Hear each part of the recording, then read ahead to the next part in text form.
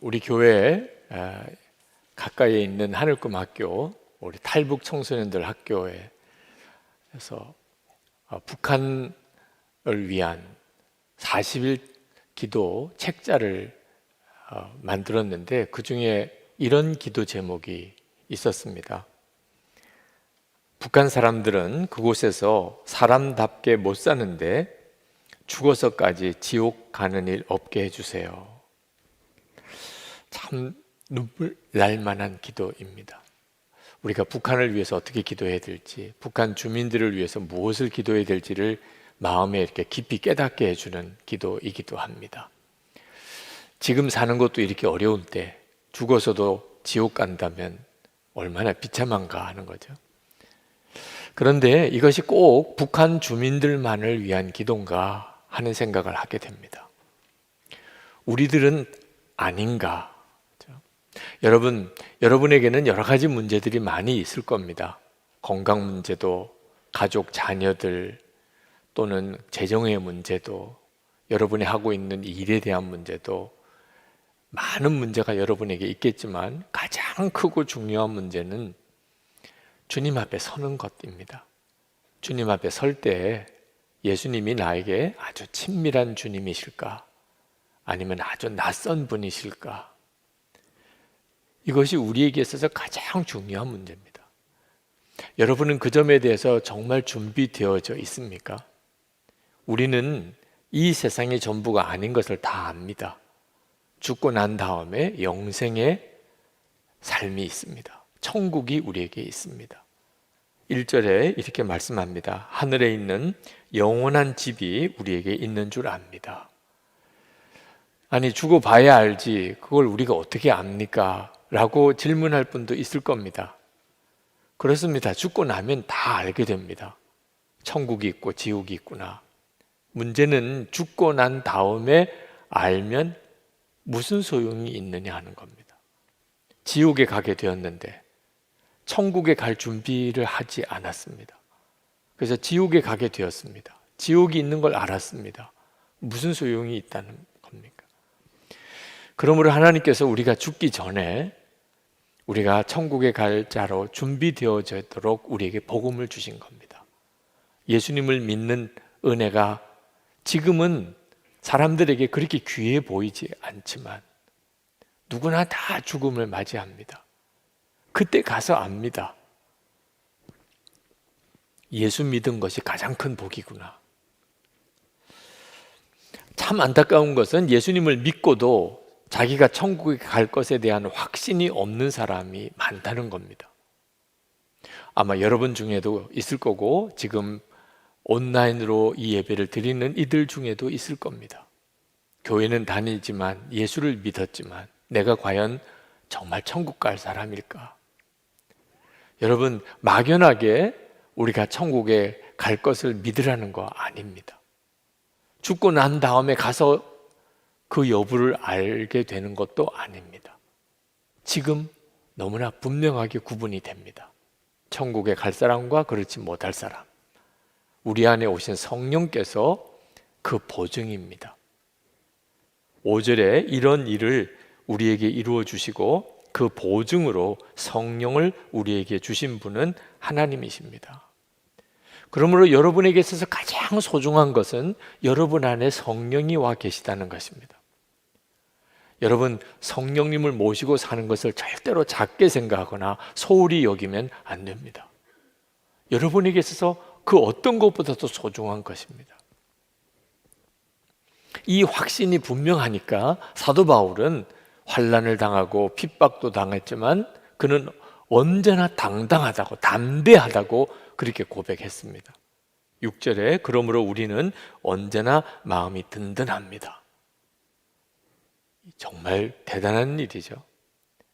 내가 죽고 천국에 갈 것에 대한 너무나 분명한 확신이 있으니까 환난을 겪어도 심지어 그로 인해 내가 죽는다 하더라도 나는 마음이 든든합니다. 그러면 된 거죠. 사도 바울이 정말 원했던 것은 오래 사는 것이 아니고 빨리 죽어서 주님 앞에 가는 것이었습니다. 6, 8절에 보면 우리는 차라리 몸을 떠나서 주님과 함께 살기를 바랍니다. 사도 바울이 원했던 것은 영원히 사는 것도 아니었습니다. 영생의 축복을 받았지만 그 핵심은 죽지 않고 영원히 사는 거 아닙니다. 주님과 함께 사는 것이었습니다. 진시황도 그가 죽지 않고 싶었잖아요. 우리가 예수 믿고 우리가 영생을 얻었고 또 천국의 삶을 사는 것은 단순히 죽지 않는 것 때문이 아닙니다. 영원히 사는 것 때문도 아닙니다. 주님과 함께 사는 것. 그게 사도 바울의 갈망이었습니다. 그래서 사도 바울은 죽기 전에라도 그는 예수님께서 기뻐하실 일을 위해서 살았습니다. 인생이, 삶이 완전히 달라진 거죠. 그는 죽고 난 다음에도 주님과 함께 살기를 원했지만 이미 예수님을 영접했으니 여기서부터 예수님을 기쁘시게 하는 일을 위해서만 살았습니다. 9절에 보면 그러므로 우리가 몸 안에 머물든지 몸을 떠나서 있든지 우리가 바라는 것은 주님을 기쁘게 해드리는 사람이 되는 것입니다. 여러분이 천국에 갈 사람인지 아닌지는 여기서 구분이 되는 겁니다. 여러분 안에 성령이 와 계시고 예수님이 기뻐하시는 일만 하고 싶은 것, 그 사람은 천국에 갈 확증이 있는 사람입니다. 구원의 확신이 없는 사람보다 더 안타깝고 심지어 무섭기까지 하는 것이 뭐냐면 자기는 천국에 갈 거라고 믿으면서 실제로 영생을 얻은 자의 삶의 증거가 없는 사람입니다. 그런 사람도 교회 안에 많습니다. 자기는 예수를 믿었으니까 반드시 천국에 갈 거라고 확신한대요. 그건 귀한 일입니다. 그런 믿음은. 그런데 삶이 영생을 소유한 사람의 삶이 아닙니다. 사도 바울은 10절에서 우리는 모두 그리스도의 심판대 앞에 나타나야 합니다 라고 말했습니다. 우리가 죽고 나면 우리 모두는 그리스도의 심판대 앞에 섭니다. 거기서 우리가 세상에 사는 동안 선하게 살았는지 악하게 살았는지 우리가 몸으로 살았던 우리의 모든 삶이 다 드러납니다. 이 점을 정말 아느냐 하는 겁니다. 그러므로 영생을 소유한 자답게 살지 못한 사람은 그가 스스로 아무리 구원의 확신을 가졌다고 하더라도 그는 천국에 못 갑니다. 예수님께서 말씀하셨습니다. 마태복음 7장 21절에 나더러 주여 주여 하는 자마다 다 천국에 들어갈 것이 아니요 다만 하늘에 계신 내 아버지의 뜻대로 행하는 자라야 들어가리라. 그렇게 말씀하셨습니다. 저는 어릴 때 큰 교회 담임 목사님 정도쯤이면 그 사람은 100% 천국 가는 사람 아니겠는가 그렇게 생각했습니다. 그저 예수 믿는 사람도 천국 가는데 큰 교회 담임 목사님이면 뭐 당연히 천국 가는 거겠죠. 아니었습니다. 주님은 아니라고 말씀하셨습니다. 마태복음 7장 22절 23절에 그날에 많은 사람이 나더러 이르되 주여 주여 우리가 주의 이름으로 선지자 노릇하며 주의 이름으로 귀신을 쫓아내며 주의 이름으로 많은 권능을 행하지 아니하였나이까 하리니 그때 내가 그들에게 밝히 말하되 내가 너를 도무지 알지 못하니 불법을 행하는 자들아 내게서 떠나가라 하리라. 나는 예수 믿었으니까 나는 구원 받았어. 그렇게 믿으면서도 실제로는 불법을 행하는 사람, 그 사람은 주님이 말씀하셨습니다. 주님 앞에 서면 내가 너를 도무지 알지 못한, 그가 아무리 세상에서 주의 이름으로 기가 막힌 일을, 큰 일을 했다 하더라도 주님은 모른다는 거예요. 그러므로 불법을 행하는 삶을 사는 거 정말 무서운 일입니다. 영생을 소유한 사람답지 않은 삶이에요. 여러분, 가족을 정말 사랑했고 일도 열심히 했고 성실하게 살았고 큰 죄 짓지 않고 살았고 그러면 그저 괜찮은 사람처럼 세상은 보죠.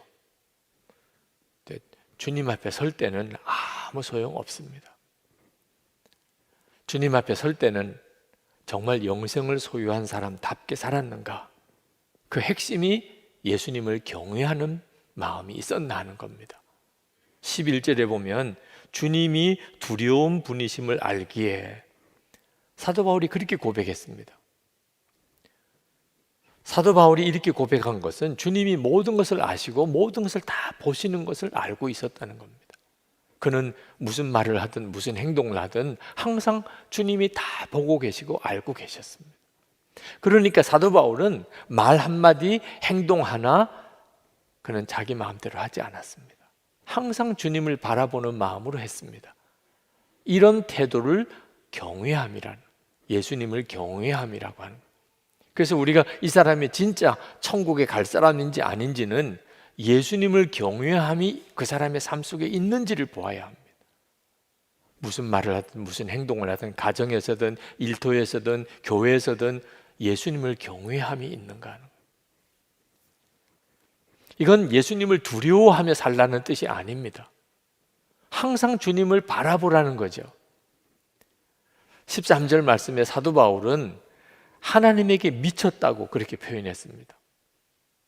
14절에서는 그리스도의 사랑이 우리를 휘어잡습니다, 그렇게 고백했습니다. 예수님과 사랑에 푹 빠진 거죠. 예수님을 나를 지켜보고 계시니까 얼마나 무서운가, 이렇게 생각하는 사람은 사랑에 빠진 사람이 아니죠. 주님과 사랑에 빠져버렸어요. 항상 주님을 바라보면서 그 주님을 바라보는 삶 자체가 그 사람에게는 얼마나 기쁜지요. 그래서 15절에서는 이제는 더 이상 내가 나를 위해서 살지 않고 나를 지옥에서 천국으로 구원하시려고 십자가에 죽으셨다가 부활하신 예수님을 위해서 삽니다, 그렇게 고백을 한 거예요. 이게 바로 영생을 소유한 사람의 삶이에요. 이제는 오직 예수님을 위해서 삽니다. 어떤 청년이 나는 아직도 젊은데 예수님을 위해서만 사는 것은 너무 억울하잖아요, 그런 말을 하더라고요. 목사님은 이미 나이 늙어서 상관없지만 자기는 젊대. 그런데 세상에 예수님만을 위해서 살아야 되다니 너무 답답하고 슬프다는 거예요. 정말 몰라서 하는 이야기입니다. 여러분, 우리 교회만 해도요, 교회 위해서 일하고 싶다고 아무나 허락하는 거 아닙니다. 이력서도 받고 심사도 하고 인터뷰도 하고 그래요. 여러분도 누가 여러분을 위해서 살겠다고 하면 오히려 겁부터 날 거예요. 내 마음에 드는 사람이면 모르지만 그렇지 않은 사람은 얼마나 부담됩니까? 하물며 예수님을 위해서 사는 게 얼마나 복인가요? 하나님의 사랑을 받는 것도 복이죠.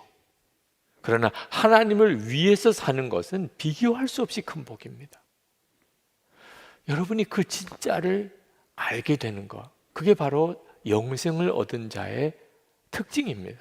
하나님을 위해서 사는 게 진짜 복이지. 이것은 죽고 난 다음에 그렇게 사는 거 아니고 예수님을 영접하는 그 순간부터 사람은 그렇게 변합니다. 그래서 17절에 누구든지 그리스도 안에 있으면 그는 새로운 피조물입니다. 옛것은 지나갔습니다. 보십시오, 새 것이 되었습니다. 영생을 소유하는 즉시 사람은 완전히 새 사람이 됩니다. 삶이 완전히 달라지는 거예요. 여러분이 예수님을 믿고 영생을 소유한 증거가 있습니까? 새 피조물입니까? 옛것은 지나갔습니다. 이제 새 것이 되었습니까? 참 안타깝게도 예수를 믿는다면서 여전히 구원받지 못한 옛삶을 사는 사람들이 있습니다. 마음의 상처도 그대로고 열등감, 좌절감도 그대로고 세상 욕심도 그대로고 혈기, 분노도 그대로고 예수 믿기 전에 그 사람이 그냥 그 세상입니다. 그러면서 예수를 믿었다는 거예요. 이런 경우는 없습니다. 누구든지 그리스도 안에 있으면 새로운 피조물이라. 옛것은 지나갔으니 보라 새 것이 되었습니다. 어느 목사님이 미국에서 유학하실 때 한인교회를 목회를 하셨는데 토요일 밤에 설교 준비를 마치고 그리고는 그 교회에 한 분 계신 장로님 댁 신방을 가셨습니다. 토요일 밤에 목사님이 신방을 오시니까 그 장로님이 얼마나 당황했겠습니까? 목사님께서 그 장로님 댁에 가셔서 그 장로님께 토요일 밤에 설교 준비 끝나고 신방 온 이유를 말씀하셨어요. 장로님, 내일 설교 제목이 용서하라 사랑하라입니다. 그 목사님과 장로님 사이에는 계속 불편한 관계였습니다. 목사님이 설교 준비는 했는데 장로님과 먼저 풀지 않고는 내일 설교할 수 없다고 생각이 든 거예요. 장로님이 얼마나 난감했겠습니까? 그날 밤에 어색하게 대화를 시작했지만 대화는 굉장히 깊이 들어갔어요. 장로님의 고백 속에 장로님의 어린 시절 이야기가 있었습니다. 그 장로님의 부친은 한국에서 아주 유명한 교회 목사님이십니다. 그런데 그 목사님은 하나님의 말씀대로 살아야 된다는 걸 강조하기는 했지만 대단히 율법적이셨어요. 예를 들면 안식일이라고 주일에는 공부를 못하게 했습니다. 월요일이 시험인데도 절대로 주일에는 공부하면 안 된다. 그래서 주일에 공부를 못하고 자는데 밤 12시에 깨우는 거예요. 안식일 지났으니까 공부해. 너 월요일에 시험이라며. 그 어린아이는 이해할 수가 없었어요. 그렇게 하는 아버지의 그 마음의 의도를 이해할 수가 없었어요. 하나님이 정말 이상하고 까다롭고 성경 말씀대로 산다는 것은 너무 괴롭다고만 느꼈습니다. 그리고 유학을 갔습니다. 그리고 미국에서 자리를 잡고 그리고는 거기서 교회를 다니고 장로까지 됐어요. 그런데 목사님이 뭐라고 하면 항상 반발부터 생기는 겁니다. 그게 아무리 성경적인 거라고 해도 속에서는 무조건 싫은 거예요. 그러니 목사님과 장로님 사이가 좋을 리가 없지요. 그 이야기를 쭉 이야기하다가 왜 그 장로님이 그렇게 말하고 행동했는지를 목사님도 알게 되고 장로님도 자신이 이야기하면서 자기 마음을 비로소 깨닫게 됐어요. 아버지에게 반발심이 엉뚱하게 교회 목사님에게로 간 거죠. 그 목사님이 그 장로님의 부친이신 목사님을 대신해서 용서를 구했습니다. 내가 알지 못해서 내 마음을 이해하지 못해서 내가 너무 억압적으로 너에게 하나님의 말씀을 강요했다. 장로님은 장로님대로 자기 자신의 마음의 상처를 해결하지 못한 채 그렇게 교회에 이렇게 저렇게 걸림돌이 된 것에 대해서 용서를 구하고 밤늦게까지 서로 울면서 서로 용서하고 화해했다는 거죠. 여러분, 우리가 정말 예수님을 믿고 우리 속에 영생의 축복이 우리 안에 생기면 우리는 사람이 확 바뀌게 됩니다. 그 가장 놀라운 특징이 화해자가 되는 거예요. 예수를 믿었으니 교회도 나오고 예배도 드리고 헌금도 하고 성경과 기도 생활, 봉사도 전도도 하죠. 가장 중요한 것은요, 화해자가 되는 것이에요. 18절에 하나님께서는 그리스도를 내세우셔서 우리를 자기와 화해하게 하시고 또 우리에게 화해의 직분을 맡겨주셨습니다. 여러분, 우리가 예수님 앞에 서게 되면 가장 중요하게 주님이 보시는 게 뭔지 아십니까? 모든 사람과 화해했느냐 하는 거예요. 히브리서 12장 14절에 모든 사람과 더불어 화평함과 거룩함을 따르라. 이것이 없이는 아무도 주를 보지 못하리라. 여러분, 이제 미운 사람 없어졌죠? 아직도 있으세요? 어떻게 하시려고 그러세요? 네. 모든 사람과 화평함과 거룩함을 따르라. 그렇지 않으면 주님 뵐 생각하지 마라. 사람들 사이에 끊임없이 불화하고 싸우고 미워하고 세상이 그렇잖아요. 죽고 죽이려는 무서운 세상이 되었잖아요. 늘 보는 뉴스들, 인터넷 뉴스들 다 그 내용들이잖아요. 왜 이렇게 되었을까요? 하나님과 화해함이 없기 때문입니다. 하나님과 관계가 끊어져 있는 상태예요. 세상 만물은 저절로 생긴 줄 알아요. 사람은 진화되었다고 생각합니다. 이게 무서운 생각이에요. 하나님을 부인하는 생각이니까. 근본 뿌리가 없는 거예요. 가치관도 다 무너지는 거고 인생의 의미 자체를 찾을 수가 없어요. 우리가 동물에서 진화된 존재래. 그러면 우리 인생은 그냥 무너지게 돼 있어요. 하나님을 부인한 정치체제, 이념이 공산주의예요. 아무리 그럴듯하게 포장을 해도 공산주의의 실상은 우리가 너무나 잘 알잖아요. 한 개인의 인생관도 마찬가지예요. 하나님을 부인한 인생은 절대로 잘 살 수가 없어요. 그래서 사도 바울이 고린도 교인들에게 하나님과 화해하라고 말을 하고 있는 거예요. 19절, 20절에 곧 하나님께서 사람들의 죄가를 따지지 않으시고 화해의 말씀을 우리에게 맡겨주심으로써 세상을 그리스도 안에서 자기와 화해하게 하신 것입니다. 그러므로 우리는 그리스도의 사절입니다. 하나님께서는 우리를 시켜서 여러분에게 공고하십니다.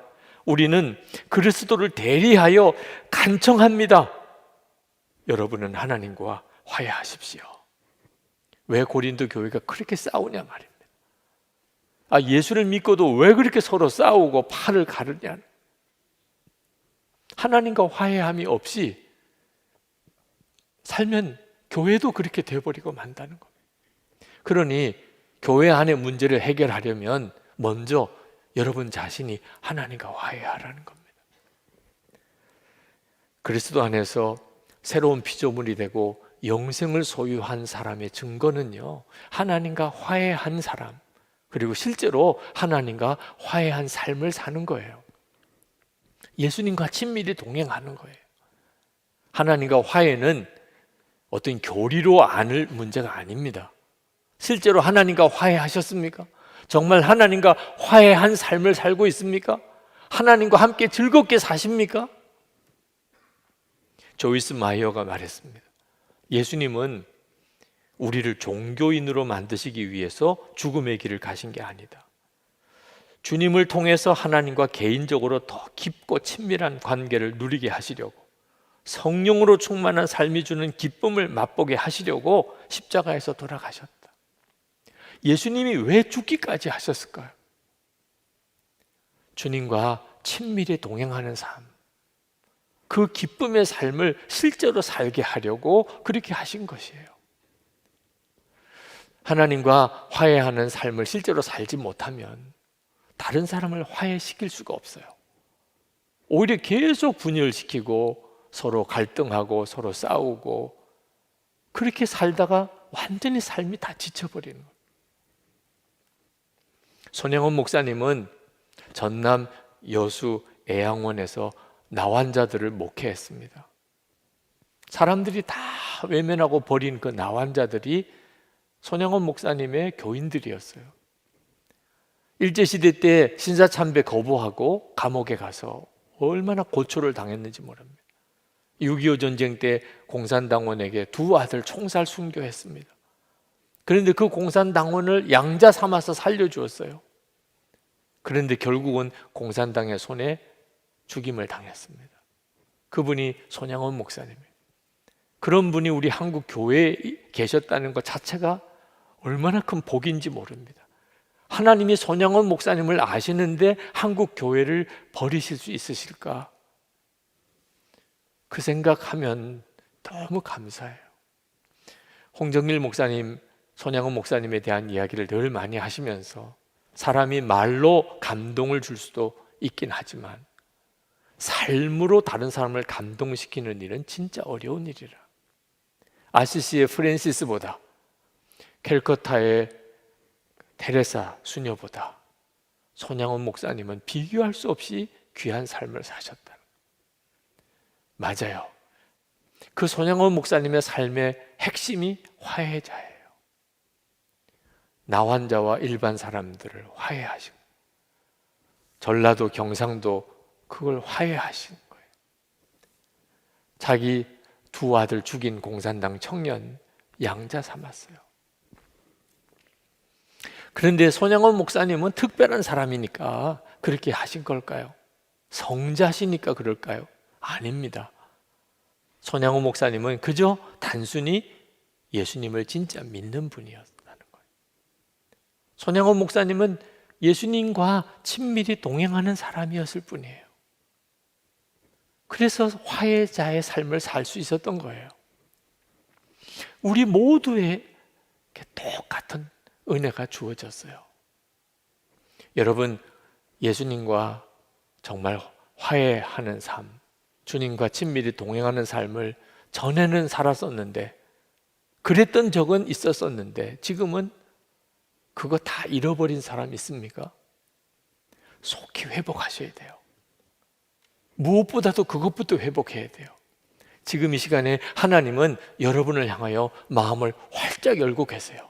지금 여러분이 어떤 처지에 어떤 형편에 있든지 하나님은 여러분들의 마음을 계속 두드리고 계세요. 그 증거가 십자가예요. 21절 말씀에 하나님께서는 죄를 모르시는 분에게 우리 대신으로 죄를 씌우셨습니다. 그것은 우리가 그리스도 안에서 하나님의 의가 되게 하시려는 것입니다. 여러분도 하나님을 향하여 마음을 여시기 바랍니다. 하나님은 여러분이 정말 주님과 친밀히 동행하는 삶을 살게 해주고 싶어 하세요. 그것만이 우리가 이 세상에 사는 동안 영생을 얻은 자로서 살 수 있는 유일한 힘이에요. 사랑만 하며 살다가 주님 오라 하실 때 주님께 가는 거죠. 우리 기도합시다.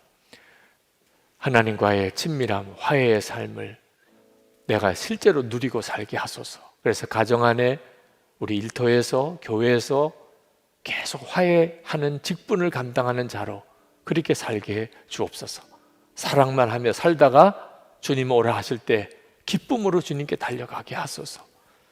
기도합시다. 은혜와 사랑이 충만하신 아버지 하나님, 놀라우신 하나님의 은혜와 하나님의 역사